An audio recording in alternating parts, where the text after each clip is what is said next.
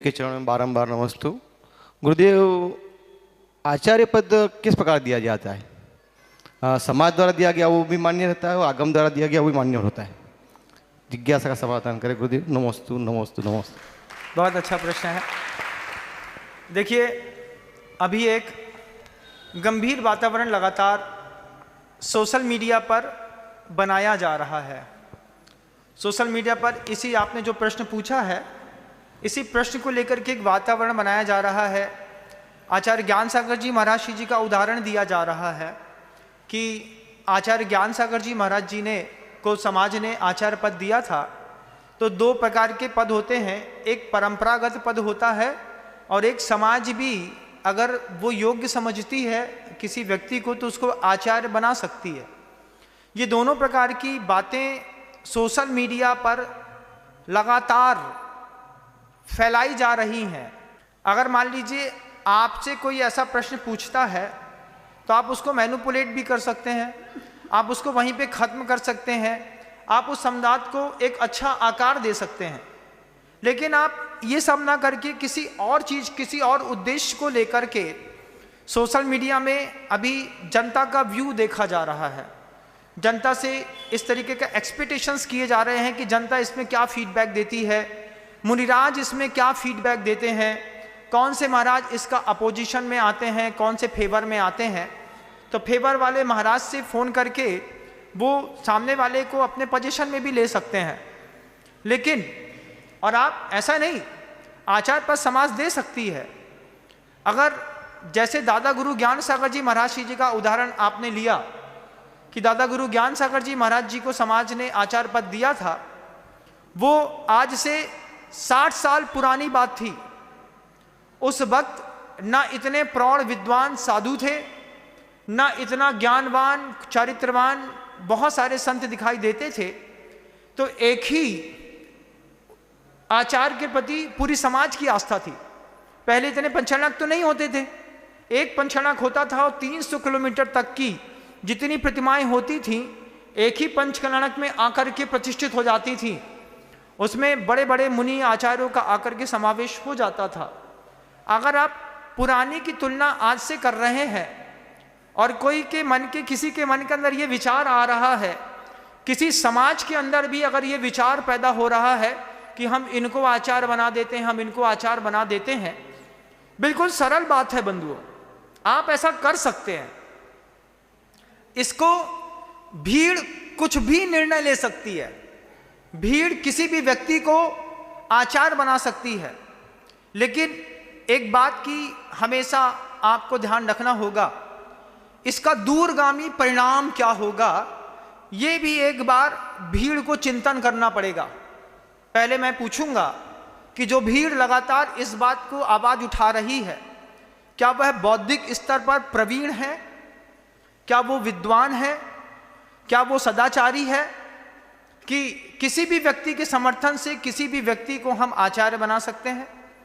आप भीड़ बना करके जयकारा लगा दीजिए बार बार किसी भी व्यक्ति के सामने, नाम के सामने, मेरे नाम के सामने भी कई बार ऐसा होता है। जब लोग मुझसे बोलते हैं आचार्य विनम्र सागर जी महाराज की जय, मैं तुरंत टोकता हूँ, मैं सामान्य मुनि हूँ, मेरे साथ मुनि शब्द का प्रयोग करिए, आचार्य मत बोलिए। आचार्य की गरिमा बहुत बड़ी होती है। आज सोशल मीडिया पे ये बात लगातार फैलाई जा रही है, आचार्य पद को लेकर के दूसरे तीसरे साधु समर्थन भी कर रहे हैं। आप आचार्य बन सकते हैं, समाज बना सकती है, इसमें कोई आपत्ति की बात नहीं है। लेकिन जो भी व्यक्ति ये निर्णय ले, वे व्यक्ति इसके दूरगामी प्रभाव को भी देख लें। आज एक शहर की समाज, दो शहर की समाज मिलकर के एक व्यक्ति को आचार्य बना देगी। कल मैं भी किसी गांव में जाकर के अपनी समर्थित समाज से मिलकर के मैं भी आचार्य पद पर बैठ जाऊंगा। मेरे बाद आने वाला जो छोटा साधु होगा उसकी महत्वाकांक्षा जमेगी, वो भी किसी समाज के पास जाकर के वो भी आचार्य बन जाएगा। फिर सारे साधु धीरे धीरे करके इसी तरीके को अपना करके आचार्य बनते चले जाएंगे और नजीर देंगे। नजीर क्या देंगे? जब इतने बड़े साधु को आचार्य पद समाज दे सकती है तो हमने भी आचार्य पद समाज से ले लिया, फिर छोटा वाला कहेगा हमने भी आचार्य से समाज से आचार्य पद ले लिया। समाज ऐसे एक आचार्य थोड़ी बनाएगी, फिर एक साथ 50 नए आचार्य पैदा होंगे अगर समाज ने एक भी आचार्य बनाने की कोशिश करी तो। इस बात को समाज को बड़ी गंभीरता के साथ सोचना होगा।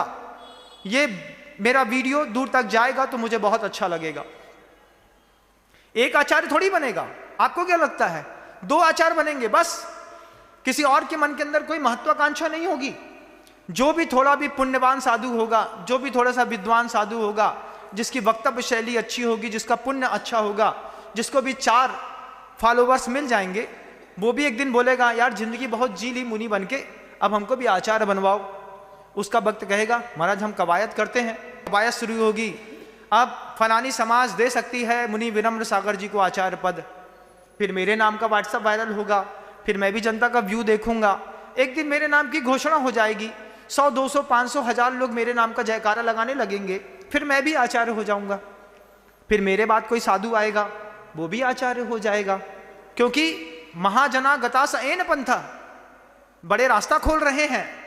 अगर किसी भी बड़े ने इस तरीके का रास्ता खोला तो फिर 1 या 2 आचार्य खड़े नहीं होने वाले हैं, फिर एक साथ 25, 30, 40 आचार्य खड़े होंगे। फिर जब ये आचार्य मिलेंगे तो कैसे मिलेंगे? कौन किसकी परिक्रमा करेगा, कौन किसके पैर छुएगा, कौन किसके सिंहासन में अगल बगल बराबरी से बैठेगा कि नीचे बैठेगा, ऐसी 50 विवादास्पद चीजों पे गहन चिंतन पहले कर लीजिए। उसके बाद सोशल मीडिया पर इस चीज की समर्थन की पुष्टि के लिए कार्यक्रम करिए बंधुओं। आपको लगता है, आप मेरे देखते देखते आचार संघ से दीक्षित कितने छोटे छोटे साधु थे, कुछ नहीं समझते थे, वो आचार्य बन गए। आज और भी साधु आचार्य बनेंगे, लेकिन ये बात तय है 1 या 2 आचार्य अब नहीं बनेंगे। अगर समाज ने किसी एक भी साधु को आचार्य बनाने के लिए अपना समर्थन दिया, अगले 6 महीने बाद फिर एक नया आचार्य खड़ा होने वाला है। उसके 6 महीने बाद 2 के बाद तीसरा खड़ा होगा, फिर चौथा खड़ा होगा, फिर 5वां खड़ा होगा, फिर आचार्य ही आचार्य दिखाई देंगे। सामान्य मुनि दिखना दुर्लभ हो जाएगा। आचार्य श्री जी कहते थे सामान्य बनकर के असामान्य कार्य करने वालों की जय जयकार होती है। विशेषण पद पर आफत लगाते हैं, और ये जब पद जो है ना पहले तो अभूतपूर्व लगता है, फिर बाद में इसमें भूत लग जाता है। जब इसमें भूत लगता है तो फिर ये भूतपूर्व हो जाता है। फिर इसका भूत 1-2 को नहीं कई लोगों को पेरता है। तुम जवान साधु को दीक्षा दोगे तो मैं बुड्ढे को दे दूंगा, मैं भी अपने 10, 50, 25, 50 फॉलोवर्स खड़ा कर लूंगा। इस तरीके से मूल गंगा को कोई आगे चल के देख नहीं पाएगा। छोटे छोटे नालियों में और नालों में मूल धारा परिवर्तित हो जाएगी। इसमें आप लोग गहन और गंभीर चिंतन करिए। आप आचार्य पद किसी को देना चाहते हैं, दे दीजिए। जितने भी श्रेष्ठी हैं वे श्रेष्ठी भी इस पद के बारे में गंभीर चिंतन करें कि समाज जो इस तरीके का हव्वा और हल्ला उड़ाती है, क्या ये हल्ला जैन शासन के लिए शोभा देता है? क्या इस तरीके की बात का समर्थन कराने पर मुस्कुरा करके और घुमावदार इमरती जैसे उद्बोधनों के माध्यम से आप किसी और बात की पुष्टि नहीं कराना चाहते?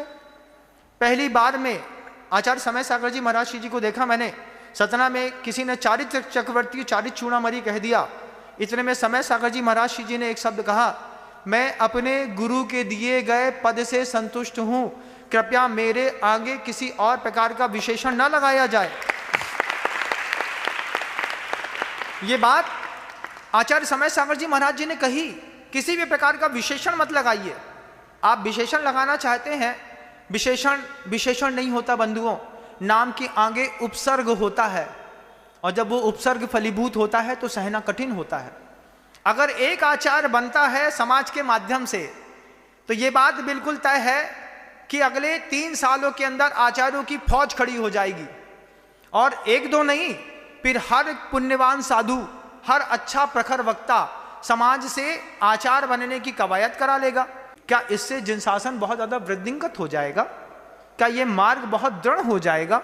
क्या इसकी सुदृढ़ता और बढ़ जाएगी कि इसकी महिमा घट जाएगी?